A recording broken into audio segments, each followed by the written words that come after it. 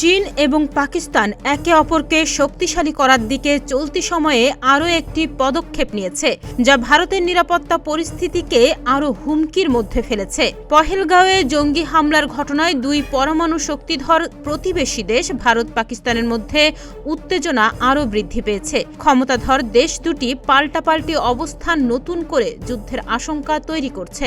আর এমন সময়েই পাকিস্তানকে সামরিকভাবে শক্তিশালী করে তুলতে মাঠে নেমেছে চীন।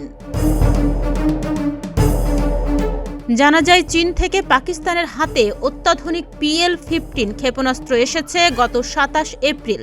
পাকিস্তান তার বিমান বাহিনীর 3টি GF-17 যুদ্ধবিমান প্রকাশ করেছে, যা এখন চীনা PL-15 ক্ষেপণাস্ত্রে সজ্জিত।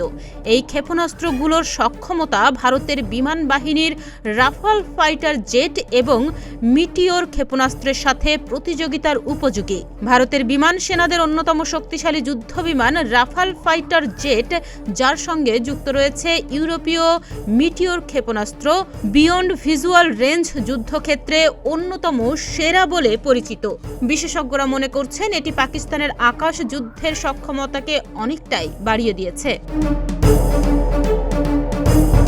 এই যুদ্ধবিমানগুলোর ছবি প্রকাশের মাধ্যমে পাকিস্তান পরোক্ষভাবে ভারতের প্রতি এক ধরনের শক্তি প্রদর্শন করেছে বলে মনে করছেন বিশেষজ্ঞরা। সেনাবাহিনীর সাবেক কর্মকর্তাদের মতে, এই উন্নত ক্ষেপণাস্ত্র পাকিস্তানের হাতে তুলে দেওয়ার ঘটনা প্রমাণ করে যে চীন সংঘাতময় পরিস্থিতিকে ব্যবহার করে কৌশলগতভাবে ইসলামাবাদকে সহায়তা করছে। আর এদিকে বিশেষজ্ঞদের মতে পাকিস্তান আকাশ যুদ্ধে ভারতকে চ্যালেঞ্জ করার সক্ষমতার দিকে এগোচ্ছে।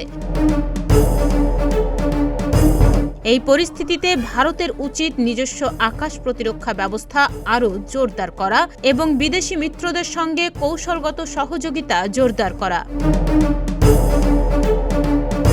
ডেস্ক রিপোর্ট, প্রতিদিনের বাংলাদেশ।